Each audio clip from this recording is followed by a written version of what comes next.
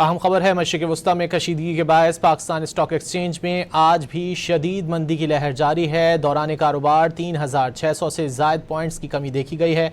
मज़ीद जानेंगे don news के नुमाइंदे शफी बलोच से। शफी, बताइए क्या सूरत हाल है?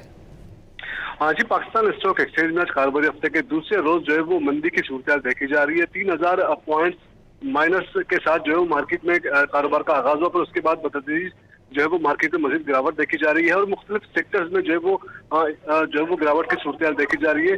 मशरिक़ वस्ती में बढ़ती हुई कशीदगी के बायस जो है वो गुज़श्ता 2 रोज से मार्केट गिरावट का शिकार है।